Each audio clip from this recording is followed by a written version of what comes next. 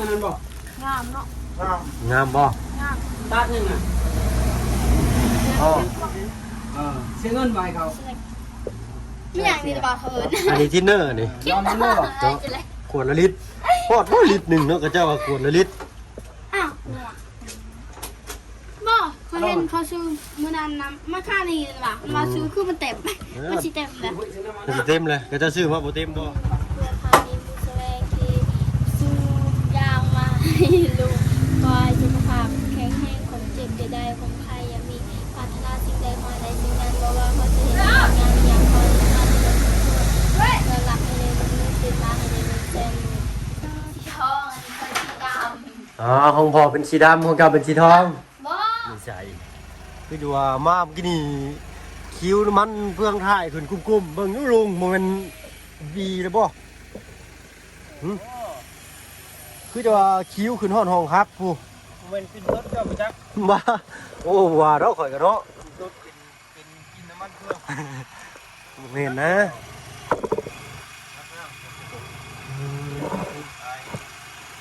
ทางหน้าไปจักเบิ่งดูฮะ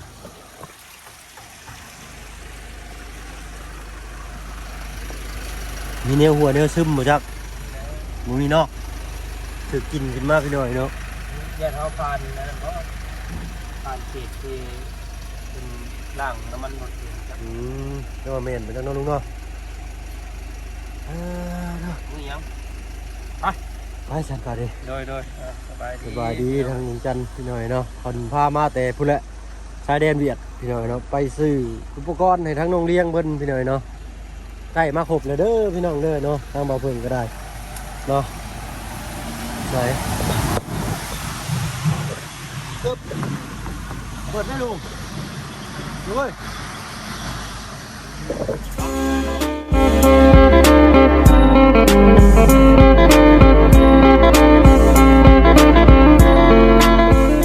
ทายได้พี่น้องเด้อเนาะกับทายสบายดี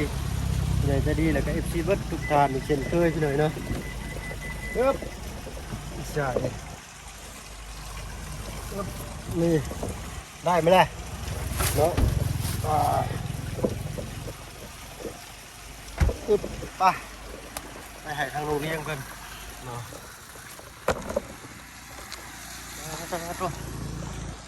แต่ดิอยู่เงินอยู่บ่เนาะ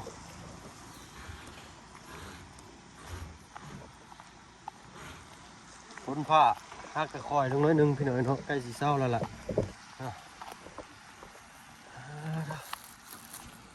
มึงเลี้ยงอยู่เฮือนอยู่บ่เอาพี่หน่อยเนาะไปคิดประคำอีกกันยังอยู่บ้านช่องกระชานของน้องเลี้ยงคือเก่าพี่หน่อยนำมาบอกรายละเอียดเพิ่มอีกเนาะปูนเนี่ยซื้อมาใส่นี่พี่หน่อยเนาะมาเทนี้มาเทนี่2 กระสอบตาจิพ่ออยู่พี่หน่อย2 กระสอบเทเสาแต่ละต้นเพราะว่ามีปูนแดงนะฮะนี่ก็หลายสอบอยู่พี่หน่อยเนาะที่ว่าเพิ่งมาเพิ่มนี้ก็คือก่อขึ้นเนาะโรงเรียนเป็นบ่เป็นได้สบายดีปะลุงพันแดงยังเกศกอดจอดอยู่เนาะน้ำมันนี่คือเรื่องเที่ยวออกจะเริ่มพี่น้องเนาะเอาซื้อปูนมาเพิ่มตามที่ช่างเป็นบอกอะไรพี่หน่อยเนาะมาเทเสาเนาะสีซื้อสีมาเพิ่มเลยก็สีสแลกขอโทษขออภัยพี่หน่อยเนาะทินเนอร์เนาะทินเนอร์อีก2 ขวดปักใหญ่เนาะ2 ลิตรท่านซะเนาะเนาะก็ใกล้สิแล้วเดี๋ยวของเจ้าของน้องๆเนาะเป็นสิเฮ็ดพิธีขึ้นมื้อใดซะฮู้อยู่บ่15 16เนาะทันอยู่ซะพี่หน่อยเนาะสิมาให้ได้เมื่อบ้านอีกรอบนึงบ่ได้แต่สิได้ขึ้นมาอีกเนาะเกือบไงเงือบไปหน่อยไปกันไปเอาของอุปกรณ์อยู่พุ่นแล้วเนาะนี่แหละเสาเพิ่นก็สิเทเนาะ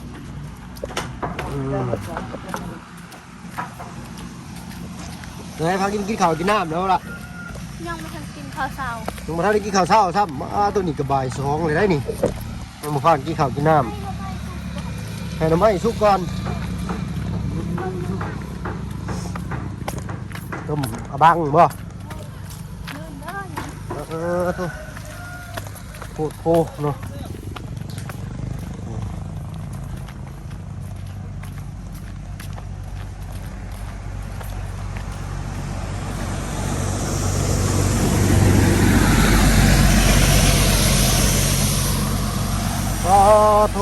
ำดินอยู่บุพัดจะบ่พี่ลาอยู่พี่ไอเอาไปพี่แล้ว ตัวอยู่เลย บอยเอาไปไหว้พุ่นแล้วให้เจ้าเนาะ ต้นไหนนะบ่าว หืม ต้นไหน โอ้เด็กโอ้ตัวได้ยังกินข้าวแพงกินข้าวก่อนเป็นอะไรเลยนี่กินข้าวก่อนต้องเลี้ยงเจ้านั่นกินแม่ข้าวกินแม่ ให้เทียบก่อน บุกินบ่กินโลดจะกินโลดฮะ อ้าวนะบ่าว เบาบุยักษ์เบาจะได้ลุงเฮิม โน้สบายดีด้วยเบาแห้ง ข้าวเช้าบ่นี่ฮะ เศร้า ตัวเสือกันพ้นยังบ่ถอดซ้ำลุยมาแต่ไกลเป็นได้เมื่อวานนี่แข่งพ้นมาบ่เมื่อวานนี่ แม่ง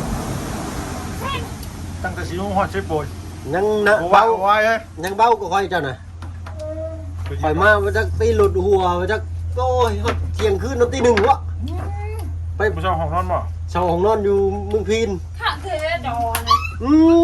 เป็นไดเจ้าอย่าจื้อบ้านเออ แล้วก็กำลังนอน เอาโอ้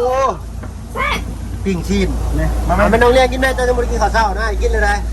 ไอ้กินชีนบ่ได้มันสิค้าแกบอกไง เทียบก่อน ลองนั่นเลย ไปส่งชีสร้างเอานี่มียังแน่เบิ่งอยู่ฮะเบิ่งก่อนเนาะ ช่วยดูคนเลย อันซีนี่ไปซื้อเพิ่นกับบุงูดอกพี่น้อยเนาะได้ไปเลือกเอาเองทั้งเขาจำแต่รหัสกระป๋องสีไปพี่น้อยเนาะ นี่เด้เขาเลือกอยู่นี่นะ อื เลือกอยู่นี่แต่จำรหัสเนาะเขาปิดไว้แล้วบ้าง นี่ นี่จำรหัส จำรหัสตัวนี้พี่น้อยเนาะ น้ำยังนั่นบอก งามเนาะ งามบ่ งาม ตัดยังอ่ะ อ๋อเอาลึก เสียเงินใบเขา นี่อย่างนี้บ่าวเขาเอิญ อันนี้ทินเนอร์นี่ ลองนั่นเลยหรอ ขวดละลิตรพอดลิตรหนึ่งเนาะก็เจ้าว่าขวดละลิตร อ้าวบ่เขาเห็นเขาซื้อมื้อนั้นน้ำมาค่านี่ว่ะมาซื้อคือมันเต็มมันสิเต็มแล้ว ก็สิเต็มเลยก็เจ้าซื้อมาบ่เต็มบ่ แป้ง ไม่ใช่ก็เจ้าดมน้ำบ่จัก เอาเนื้อฮอร์โมนเด้อพี่น้องเด้อเนาะนี่แหละต้องมาพึ่งก็มีงบได้ซื้อของทั้งหมดทั้งมวลนี่แหละพี่น้อยเนาะให้ทางน้องเลี้ยงเพิ่นเนาะ เทค่ะเทนั่นเทเสาเทตีนเสา ดี นี่เรียกว่าเทตีนเสาอันนี้ เด็ดตีนเช้าวันนี้สิมาก่อบันไดเนาะนั่นมันนี่นั่นหน่อยเนาะอยู่ลุมบุกมีพุ่น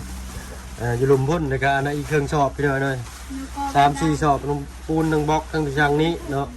ในส่วนของมาพึ่งเนาะทั้งหมดทั้งมวลนี่ก็เป็นของผู้เก่าผู้เดิมเด้อล่ะเด้อ เจ้าหน่อย เนาะของครอบครัวอ้ายพานีมูลแสวง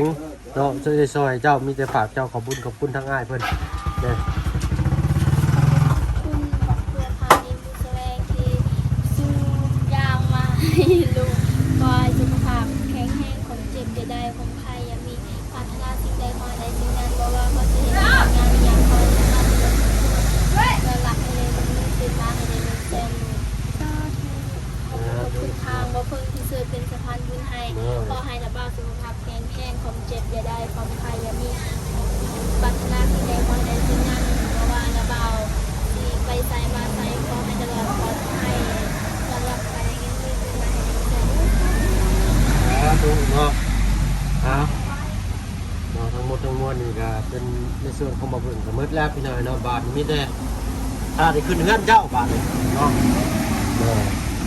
ป้ามีแต่เอาสีครับวันนี้แล้วไปทางสร้างเพิ่นก่อนเนาะสร้างเพิ่นเฮ็ดอะไรก็สุดแล้วแต่เพิ่นบัดนี้แป้งเพิ่นว่าให้เอามาอันหนึงก็คือสิบ่พอพี่น้อยเนาะก็เลยเอามาให้เบิดเลยซื้อมาให้เพิ่มเลยเพราะว่าย่านเพิ่นไปทาสีนี่ก็คือสีนี่สีนั่นคือสีนั่นนะบ่ได้ผสมสีกันมันสิปะปนกันไปเนาะไปเอาไปให้ไอ้สร้างเพิ่นเนาะตกมาอีกแล้วพ้นนี่ก็ได้ ระบาดมือบ้าน ทั้งว่าเนาะทั้งลุงเพิ่นว่าได้ก็แนวนั้นตามเพิ่นแหละเนาะ มามือบ้านเดินทางปลอดภัยเด้อ เอ้ยเนาะโอ้เกือบล้มโหดโพสีนี่ชื่อว่าพิษมันเปลี่ยนบ่ได้แล้วได้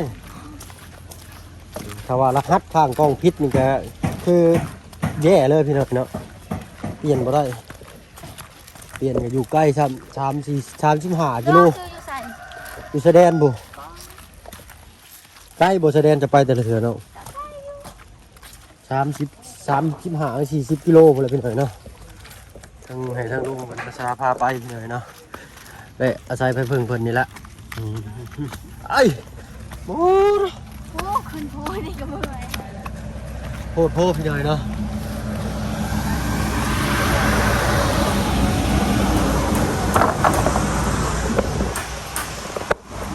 ไปไประบาดกันก่อนบ่เกือบลุงหนวดยังไงเงือบบ่เรามาแล้วสร้างมาแล้วเบิ่งอยู่มันน่าจะเอาทีๆเด้อบันไดนี่เด้อมันห่างโหดแป้งก็ซื้อมาเพื่อให้เจ้ามีแป้งน้อยยันว่าเข่าซอกเข่ามุมมันจังละเอียดเนาะเบิ่งอยู่สีมันสีเดียวกันอยู่บ่น้ำที่คอยเบิ่งรหัสข้างกล้องมันแม่นบ่นี่คอยเบิ่งรหัส MS 519ไปถามมันพนักงานในห้านเพิ่นบ่ฮู้สีนี่สีชาติไทยเพิ่นบ่ฮู้ว่าลายก็มือไปหน่อยเนาะเพิ่นเป็น3ถังที่เนยอีก2ลิตรเจ้าเบิ่งโดยรอบดูไปหน่อยเนาะหน้ามืดเขาความเพียงพอบ่หรืออะไรอันนี้ท่าก่อนบ่ช่างหรือเอาขึ้นก่อนถึงท่าเนาะเอ้าติดจังซี่บ่นี่อ๋อมันจับก่อนเพิ่นบ่ได้ติดจังซี่เด้อพี่น้องเด้อติดทั้งข้างคือนะโอ้ลายงามแท้นี่เนาะฮะสีขาวบ่พอบ่ล่ะสีขาวบ่พอกระป๋องเท่าไหร่สีนี่ถามไอ้ช่างมาดูกระป๋องน้อยๆนะ กระป๋องนึงบ่ฮอดแสนดอกติเนาะใช่คือกระป๋องกระป๋องสีขาวพอบ่ยังบ่ พอจะบอก มาบนตกทำอะไรทราบคือเรา โอ้แต่สียังเหลืออยู่เนาะ ทำแล้วกูกินนี่ก็ว่าซิวพอว่าเถอะ ใครอยู่พี่น้องเนาะนี่จะปูพี่น้องเนาะเหลืออยู่ไม่ต้อง ตะลุมตะลางอีกว่ากันไปโอ้ยังอยู่เนาะโอเคโดยเนาะสีขอบประตูเนาะสีชาไทยกับจิมาท่านี่ตื่นมีอีกบาทนี่ต้นเช้ากระท่าบ่เพิ่นสิท่าต้นเช้านำพี่น้อยเนาะจังว่าเพิ่นเดียวว่าบ่พอท่าทั้งดูทั้งลุ่มเลยเป็นบ่อยสีท่าเช้าเพิ่นสิท่าใบประตูเลยก็เช้านำลงไป โอ้ปิดง่ายขนาดเลยโอเคเนาะโอ้เป็นไงไปลงติชมกันมาได้เด้อเนาะคอมเมนต์มาได้ผิดพลาดบนใดเนี่ยถ้าผมสิมาบอกตรงๆบอกตรงๆก็ไม่สร้างไปเลยเนาะมาสร้างแหล่เนาะเอาตรงไปตรงมาพี่น้องเอ้ยเนาะอะไรว่าบ่คักกะติมาได้ก็สิมาบอกเพิ่นเติมงานหน้าหรือว่าถึงสิบ่แม่นงานหน้างานอื่นก็ทางช่างเพิ่นก็สิปรับปรุงแก้ไขเนาะไอ้เนาะบอกมาตรงๆนี่ก็บ่ติบ่ว่ากันติเนาะ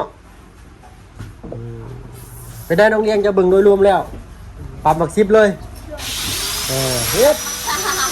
ปรับบักเช้าเลย